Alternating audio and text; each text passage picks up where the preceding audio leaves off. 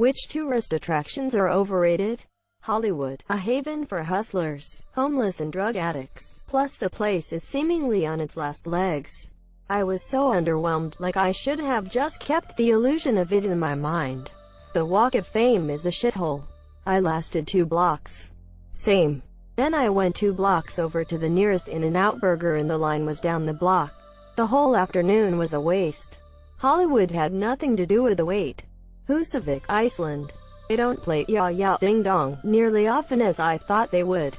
Also, the elves are kind of violent. Like way more violent than you'd expect.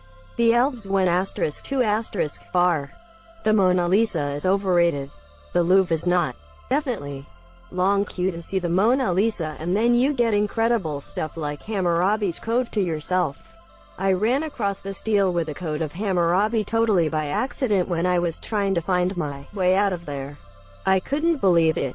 They had a Mona Lisa and Venus de Milo behind so much security, you can't appreciate any of the detail. Meanwhile, they have the Code of Hammurabi stele stashed in the middle of an exhibit room with a small plaque next to it. So unguarded and unprotected, you could roundhouse kick it. Of course if you do, I think some Babylonians come and roundhouse you back. When I went to London in 1999, the Rosetta Stone was sitting out in the open, on a pedestal, up against a wall, protected by nothing but velvet ropes. Apologies for garbage quality, it's a 20-year-old scan of film.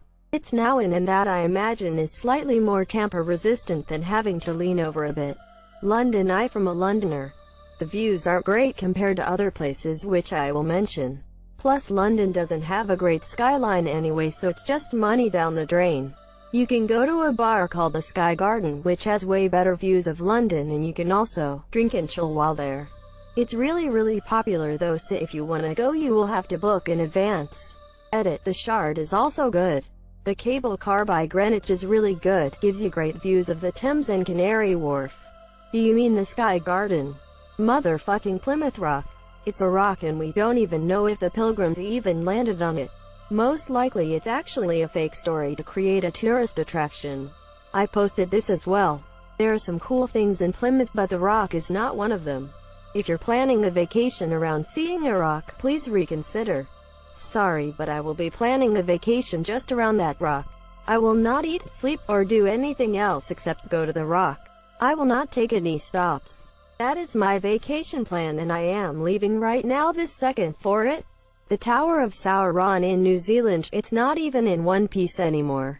Well yeah, it fell over when Frodo destroyed the ring. The Skyloaders.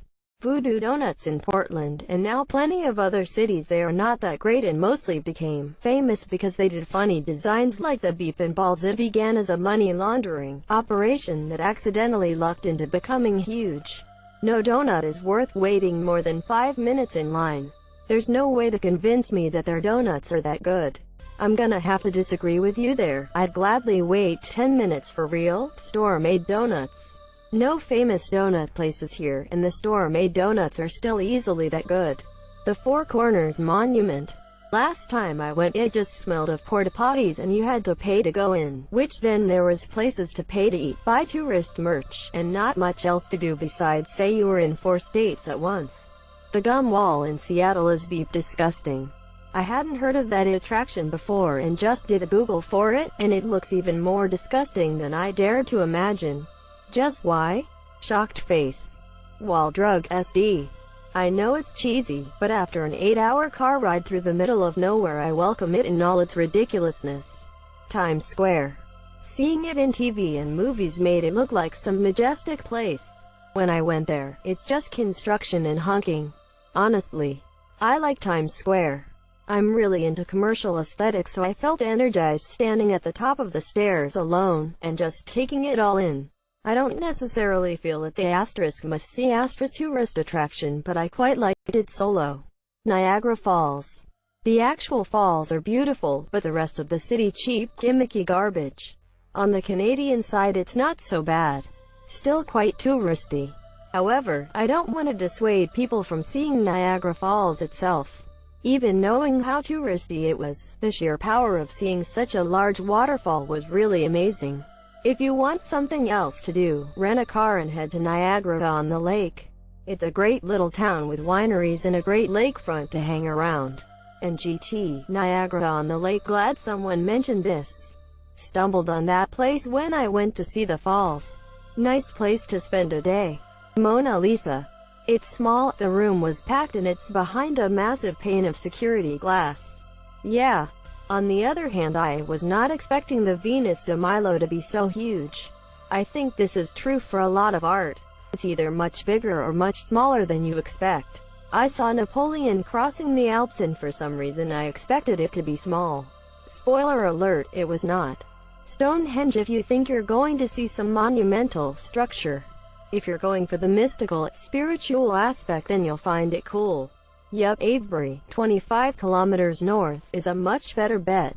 Less tourists and you can walk around amongst the stones.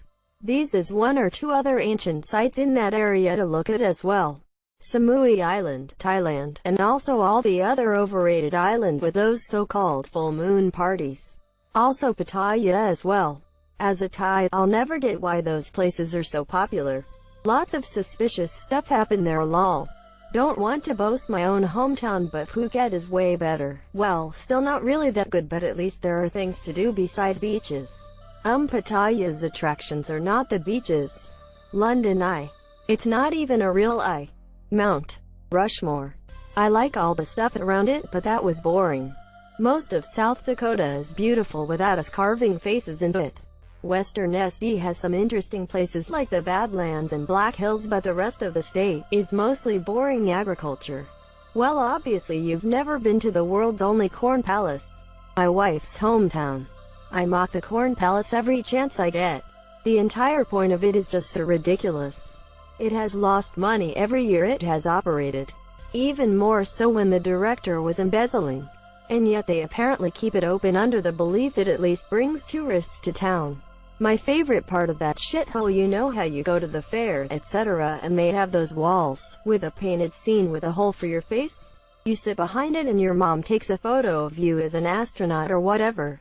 Well, at the Corn Palace you can look like you're standing there, holding an ear of corn. Because obviously having a legit ear of corn there for you to hold would never work. It's like they try to make it as beep and laughable as possible. Keep good popcorn balls though. My mother-in-law gets me a ton of them every year for Christmas. The Moulin Rouge Cabaret. You walk in expecting the most beautiful women in the world, and an incomparable show up, and if I remember correctly, showgirls come in and out and do their thing. They have 3 really beautiful women who sing live. Throughout the show there's a dude that juggles different items, there's a puppeteer that speaks different languages, there are some magic presentations, there's a couple that does strength acrobatics. Don't get me wrong, it's a good show, but it's definitely overrated and overhyped AF. You need to be high on original absinthe. LA in general is really not that great. It takes 30 minutes to drive anywhere, and famous people don't roam the streets like some seem to think. And it takes 30 minutes to drive anywhere. Within 10 miles, and 2 hours if it's more than 10 miles. When I moved to California from the Midwest 5 years ago, I would always ask people how far away something was, and they would tell me how many minutes away it was. It was probably one of the funniest culture shock moments because I didn't understand it for the first few months. Now I tell distance in minutes and my parents are like, no. But how many miles is it? Miles mean nothing here. IDK, that's super common everywhere I've ever been in my life. Maybe it's just generally a city thing. The Little Mermaid in Copenhagen. It is small and there is nothing else nearby. And the Little Mermaid in Copenhagen. It is small exactly as advertised. You should have gone to the enormous mermaid. The Empire State Building. Waiting in huge lines to go to the top of a building that's not even the tallest building in the city anymore. On top of that, if you want a full view of the NYC skyline, it feels empty without actually seeing the Empire State Building.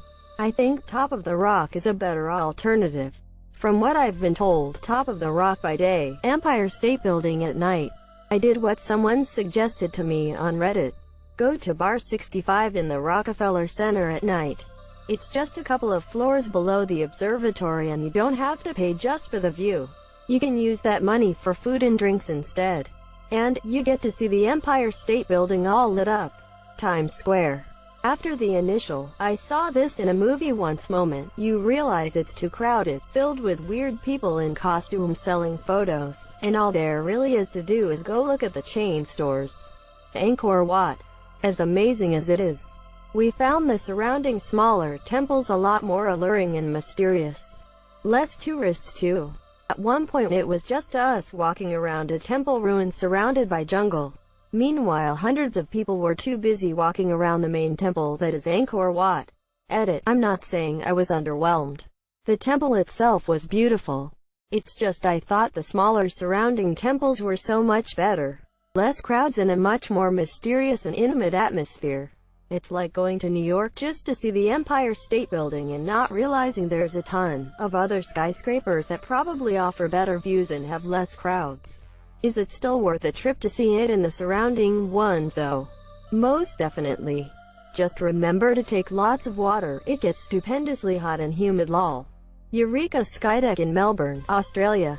Not sure if it's because I've lived in Melbourne all my life, but it's not that special or fun, not to mention overpriced.